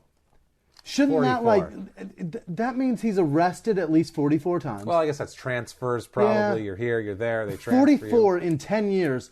Just keep him. Just fucking keep him. Hang on. But they think, God, Jimmie, they think he's fine now. No. He's good now. He's not fine. An Outside the Lines ESPN interview in 2007, he talks about all he stole and how, God, he feels horrible about it, and now he's just trying to help people. And he estimates he stole over $1.5 million over the years, which, as we know from the numbers I just told you, that's so low. Is so fucking low. It's more like $5 million. It was $2 million in the 80s. This is just the shit he's charged with. Imagine that's just what he got caught for. He got away with stealing. People just didn't have the wherewithal to call the prosecutor. Yeah. Because I wouldn't have known to call a county prosecutor. I'd be like, that guy took me. Shit. What do I do That guy took me for 20 grand. Yeah, that's my life. What do I do? So he starts doing commercials in 2008 with his mom for a no on issue 3, a like I guess to open casinos in Ohio. They're saying don't open casinos in Ohio. The commercials are great. Look them up on YouTube. Wow. Art Schlichter gambling commercial. You could look it up on there. It's amazing. Vote no because my life will really be shit. And they're you're gonna give me money if you vote yes. and she's like, and the mother's like, it destroyed our family. It could destroy yours too. And it's like, woof, man, he's the best example for that. Yeah, I guess. No doubt. 2008, I mean, we are fully fluffed up, Jimmie. In 2008, he is hired by a Columbus radio station, 6:10 a.m. WTVN, to cover OSU football, Ohio State football, because he's a legend there. Yeah. Program director said there was little opposition from anyone to bring him on. No one, they were all like, he knows what he's talking about. Yeah. He's a legend here. Let's bring him on. Wow. No problem. He had radio experience in Vegas and in Cincinnati. I don't give a fuck. Bring him right on, right? 2009, he releases his own fluff piece called Busted, The Rise and Fall of Art Schlichter. Writes his own fluff piece in 2009. Busted, The Rise and Fall of Art Schlichter. It's 256 pages. Get it on Amazon for $20.68 hardcover, $9.99 on the old Kindle. If you want to give him a few fucking bucks. I don't think you will here coming up Give him soon. Some gambling cash. So he's hired in, this is the worst, in October 6th of 2009, in another fluff piece that I found. He's hired as offensive coordinator for Tell City High School. So now he's good. Let's bring him around kids now. Now he's a coordinator. For kids. Coach of this high school, Tell City, Don Hitz, said, quote, he was on parole here, and I asked him, can you come on with us? I gave him an opportunity, and the school board was gracious enough to let him coach with us. He has done an outstanding job. The kids love him. He doesn't drink or smoke. The only thing he ever did was gamble. Silver-haired white man, number fucking 5 or 5, 4. yep. So Don hits. So there's another one. What an asshole. They all, I mean, he said, and about it too, in this fluff piece, in their own words, Art Schlichter himself says, quote, I always try to teach the players to be a good man. I have related my experiences, both good and bad. I try to help them learn from my mistakes. They have a great tradition here, and this is a good place to be. We hope to bring the program back. Jesus Christ. Fluffy, fluffy, fluffy, fluffy.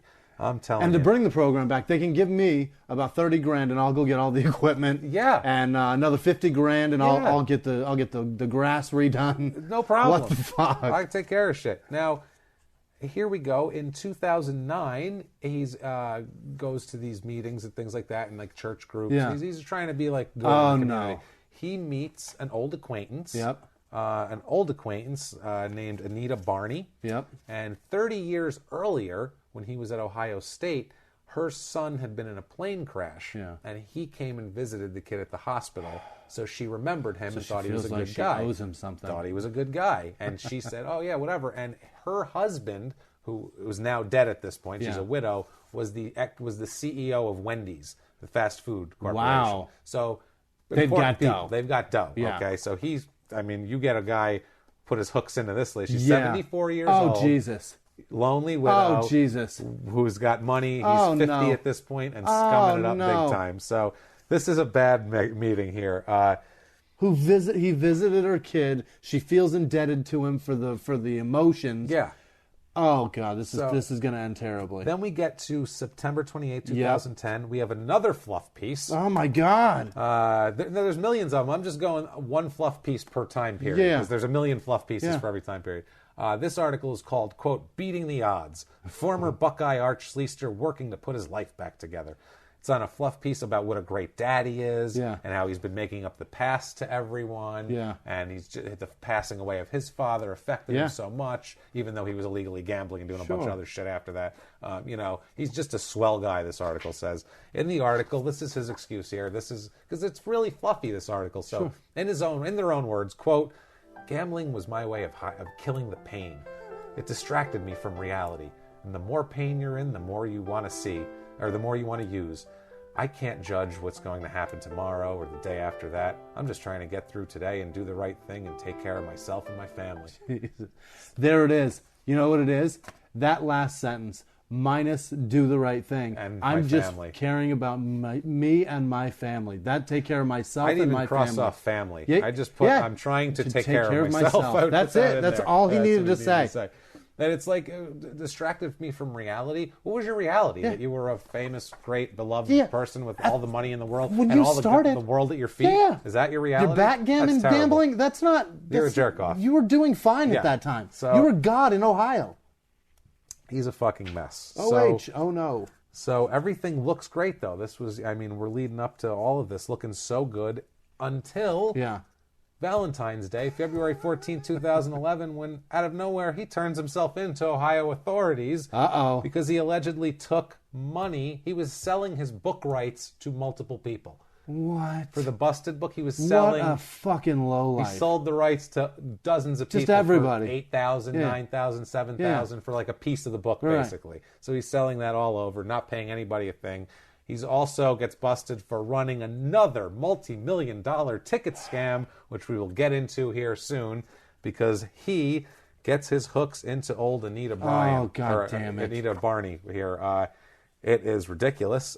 Basically, also, too, at this point, he's on house arrest in 2012. He's testing positive for cocaine twice. So now he's doing cocaine, Oh, now he's got a big problem. He's doing cocaine and also for refusing to give urine samples at several different times. Yeah. So they're violating his probation here, which is going to come back also. What he had been doing was, basically, he started hanging out with Anita Barney, okay?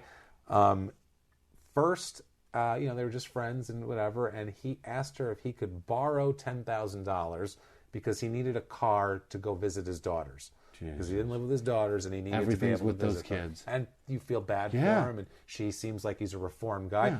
You just open up the paper. There's fucking fluff pieces everywhere. They're everywhere. They're the most complicit of these fluff piece article writing assholes. Every time you write a fluff piece, you're telling the public that he's nice. You're saying, no problem. All reformed. I'm good now. It's fine. Go ahead and lend him 10 grand. Telling the public this guy's on the up and up.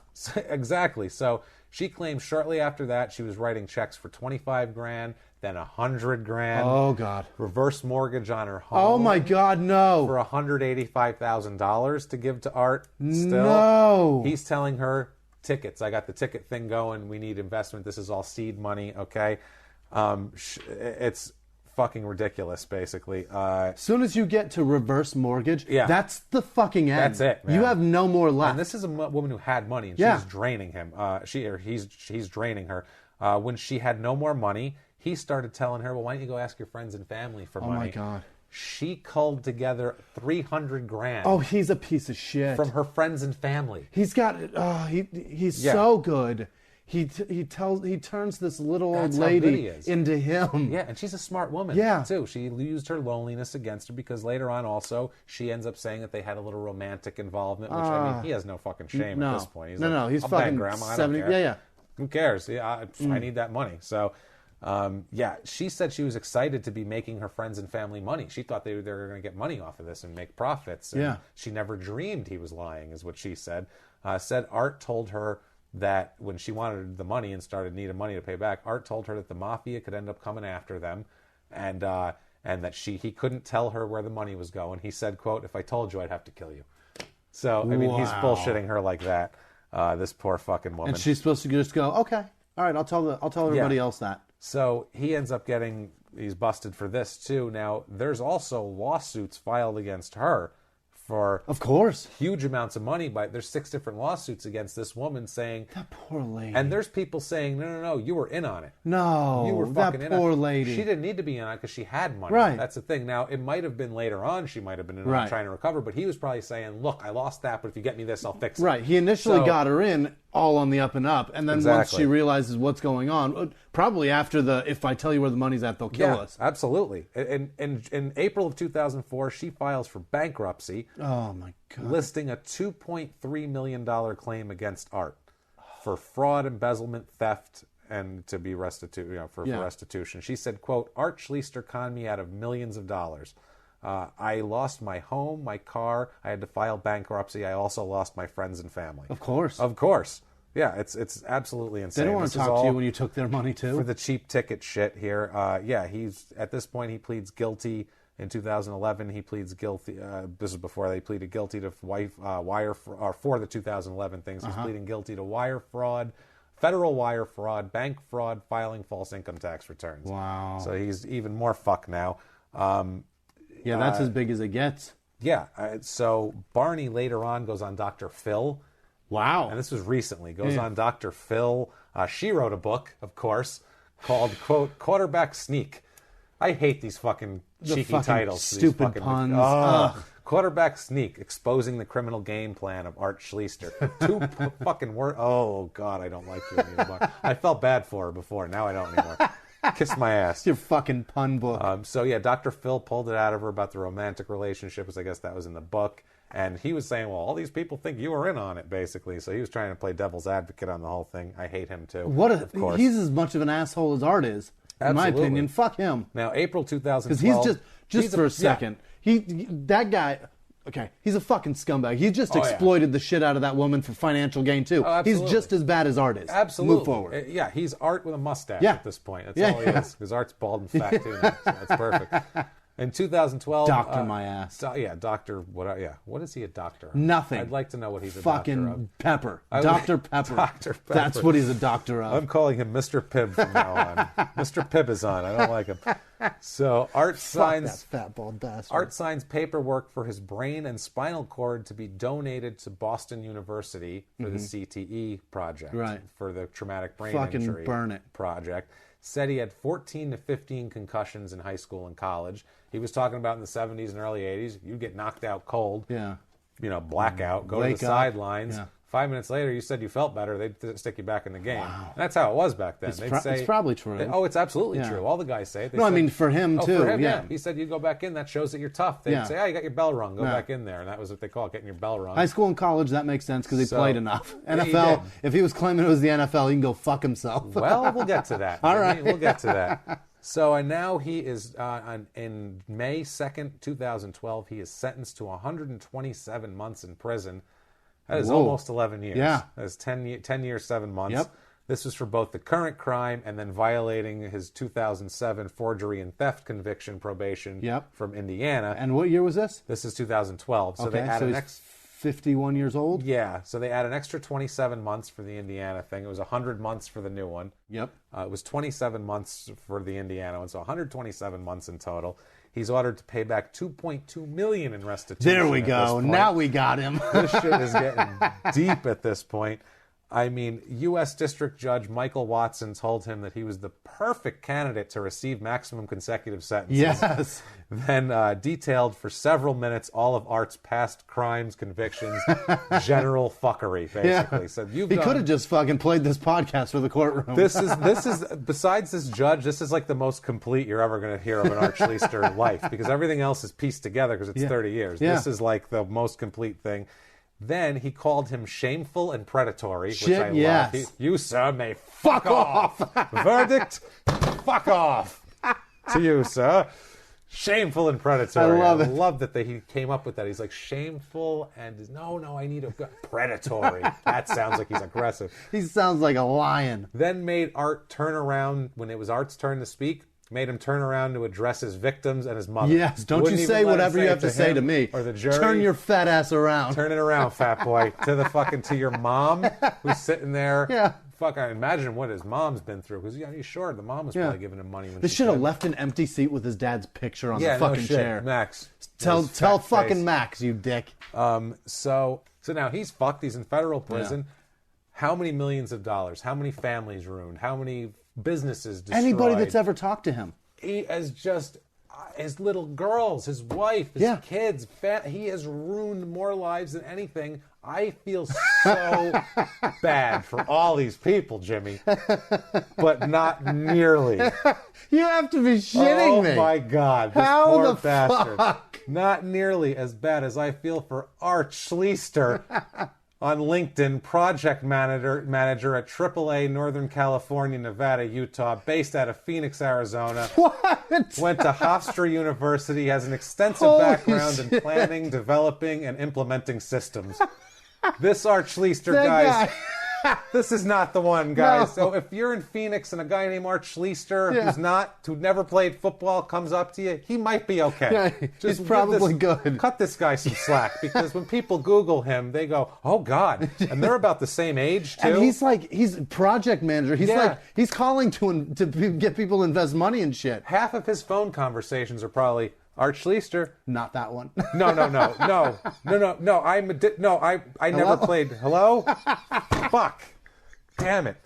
Start calling myself something different. So poor Art Schlichter. Is this King Arthur? No. I've never played a thing. I've never gambled. I don't know. I played chess. Do you gamble on it? Fuck off. How would I know the over-under? I don't know these things. Stop asking me. Stop it. Poor guy. And now we get to January 2016. Art is still in prison. He sues the NFL for medical and retirement benefits tied to the season he was suspended. Fuck you. He's now diagnosed with Parkinson's disease and a bunch of other neurological ailments that he claims is from playing in the NFL. No. Sounds like it's from playing everything. Yeah. The NFL is just the one you sue. Dude, you played in the fucking Arena League much longer than the NFL. Later on, too. I mean, he played way more downs in the Arena League. He claims that even though but the way he's trying to do it is actually smart. The league gives benefits based on seasons played, and they judge that by appearing in 3 games or more. So if you played in 4 seasons, you get this amount of benefits. If you played in 5 seasons, you get this amount of benefits, and so on and so forth. He's trying to claim that extra season of 1983 when he was suspended as a season that he should get benefits for, because he's saying Yes, I was suspended, but I was still under contract. Therefore, was not allowed to go play anywhere else. Couldn't go make money somewhere else. Couldn't go make money somewhere else. I was still under the rules of the NFL. Right. So you have to fucking pay me. You have to give me benefits for that because you wouldn't let me pay. I wasn't the one who sat down. He's got a case. He's got a case. He's got an argument. At this point, NFL fuck you, NFL. Give this piece of shit money for his Parkinson's disease so his goddamn kids. He's just going to spend it in the cantina anyway. Jesus, give it to, at least maybe give it to the children. If his kids get $5 out of this, it's good more for than them. he ever gave them. It's worth it. Fuck something. He says about the head injuries, quote, this is from March of 2016, very recently. He says, quote, I do believe that my numerous head injuries have affected my decision-making throughout my life, but I don't want people to get the wrong idea. I'm not blaming my behavior on anything. I take full responsibility for my actions, and I'm sorry for all of those I hurt along the way. I don't believe you. Wow. I'm not looking to make it an excuse, but I think maybe it affected my decision-making. Here's an excuse. But here's an excuse. So from the time he was in 10th grade, he had neurological issues, apparently, that affected his decision-making. From the second he walked onto a horse track, for Christ's sake. The thing is, like... You can't blame the decision making. He's not, I guess. I mean, he's still, but it didn't fucking attribute to anything because you've been playing football all your goddamn life and been gambling all your life. Yeah, you're a disaster. Yeah, you have head injuries and you're a piece of shit. And you know what? The gambler, both. The fucking schemes were so planned out. Oh, dude, that's not head injury shit. Somebody that's got head injuries, it's not doing that. Yeah, he didn't just like snap and like attack a guy in a bar. Right. This is scams and schemes that he had with multiple, so many people. Unbelievable. I mean, there was the one case in the mid-90s, there was 50 victims involved. Yeah. I mean, that's how many people he's scamming. You're just a fucking scumbag, bro. That's it. That's the end of it. Currently incarcerated in the Terre Haute Indiana. That's a federal prison. Federal Correctional Institution. Projected release date of August of 2020. So oh my God, he can get out and scam people again. Oh yeah, no, we got about 4 years left, and you're going to be dealing with Art Schlichter. Poor Art Schlichter in Phoenix, the AAA project manager. You poor son of a bitch. You better kill him. Yeah. He should find someone to kill him. 2020, he's getting out. He's 60 years old. It's true. No, out of all the mobsters he's pissed off, all the people he stole the money from, all of that thing, I would think Art Schlichter, AAA project manager in Phoenix, Arizona, he should be able to figure it out. Yeah, he should be the guy that's most angry at him. He's like, "You're ruining my fucking life." 60's nothing. He's 60. You can absolutely start scamming. And I guarantee there's going to be a fluff piece when he gets out. Yep. Fluff piece more number. than the 7 that we've discussed. 7 different periods of fluff, guys. And 5 fucking silver-haired middle-aged white men. 5 unbelievable. These are records, guys. This is a record-setting episode. This is unbelievable. You can bet on number 8 on the fluff pieces. And it's going to be all about him. And I'll fucking write an open letter to everybody about what a piece of shit he is. Someone needs to. And I've never met him. No. I wish you could have a thing where if you wanted to give him money, this podcast would automatically pop into your phone first. Where you go, oh, maybe not. Maybe I'll spend it somewhere that's worth a fuck. Yeah. Because he's not giving anybody anything. Or a whorehouse. Or anywhere else with this. Fucking the lotto. Anything is better than giving it to that Scratchers, alcohol. At least some of those proceeds go to fixing roads and shit in town. Give it to ISIS, for fuck's sake. Absolutely. At least it'll get lost in the mix. This guy's just going to gamble it away. Hopefully the feds will pick that up somewhere along the way. Yeah, everyone will get picked up. It's fine. Don't give money to ISIS. No. I don't think you're even allowed to say that on a podcast. So don't do that. Or Art Schlichter. We just take 2 things. Jesus. 2 people you should never give money to: any ISIS member or Art Schlichter. Anybody else, you're on your own. Art Schlichter may as well be ISIS. And Lenny Dykstra. Yeah. I want to see a business with him and Lenny Dykstra together. It's gonna happen. You know what? At least he didn't fucking go crazy and buy Wayne Gretzky's house, or whatever the equivalent of Wayne Gretzky is in Ohio. He didn't buy Bernie Kosar's house. He didn't go buy Mickey Wood's house. Go buy the ranch that Munson's plane went down in. You didn't buy, Jesus Christ, man. You didn't buy fucking Brad Doherty's house. Right. Like Mark Price's house. I don't know what the equivalent. You don't win much, Ohio. Sorry, guys. Sorry, guys. What Super Bowls, basketball, nothing. Cleveland, the Browns, everybody, the Indians. It's bad. I'm a huge Broncos fan. Buying Cleveland, Omar Vizquel's house. I still remember the drive and the fumble. So fuck you guys. Sorry, Jim Tomei's house. Leave Kevin Mack out of this, please. Kevin Mack's house can go. Ernest Biner's house. Ernest Biner, Kevin Mack. Kevin Mack was the next year. Really? Yeah, he fumbled the next year, I think. No. In the next championship game, which was 2 years in a row. When Cleveland was up, he fumbled. Sorry. Anyway, That was when he fumbled when they were down, and then Mac fumbled when they were up. Either way, you fuck Cleveland. God damn it, you guys are a disaster. Yeah, God does hate you guys. It's true. Yeah. I root for you to win at some point. Sometimes. Unless you have any interest in Art Schlichter as a human being. Then I don't root for them. Then I hate you. Holy shit, guys. Like we said, that was as deep as it goes, guys. That was fun. I mean, holy fuck, that was something else. Art Schlichter. He's a scum weasel, man. He took everybody for everything, and all he got in return is a prison sentence. A lot of prison sentences. A lot. Imagine the court fees he's accrued over the years. It's got to be insane. He could be like, I would trust him for like Yelp reviews of prisons. He's been to so many. Man, he really I would trust him. If I was going in, I'd want to talk to, can I talk to Art Schlichter real quick? To find out which one is okay. Cod is stiff but tender. I find it caresses my curves just the way I like. Like things, pillows, not quite. Not so good. Yeah, bed bugs. You don't want to be here. I find the brunch to be below par. So Art Schlichter's having brunch in federal prison. Oh, my goodness. So, guys, next week we're going to have another scumbag. I can't wait. It's going to be fun again. Another scumbag. Please join us on social media. Look us up. Jimmie, we're going to give them your social media for the shows. At Whisman Sucks, WHISMAN, on Twitter and Instagram. And I'll figure out fucking Snapchat. That shit is a pain in the ass. It is. I hate it now. It's stupid. I'm so done, stupid. Done. I'm at Jimmie P is funny. You can find me on Facebook under my name. And please follow the show's social media. At Crime and Sports on Twitter. Please do. crimeandsports@gmail.com. Email us, facebook.com/crime and sports. Look us up. We put up really funny shit about We're idiot comedians, and we love doing this, and this is a blast. We're gonna also be posting like the video of the vote no on the proposition thing. Of the YouTube commercial. Yeah, we'll post that up for you guys because that's a trip. And join us, follow us, have fun with us. Thank you guys so much for joining us. Remember to review on iTunes. If you're still listening, that means you love the fucking show. Yeah. So you should just right now review us. And we see numbers. Stars. We know the people are listening, so fucking review it. Watch them go up. Please help us out. Yeah, review. It's so huge. Did you hear all that shit? I killed 3 pens for this. Write me a review. Help us out. But thank you guys.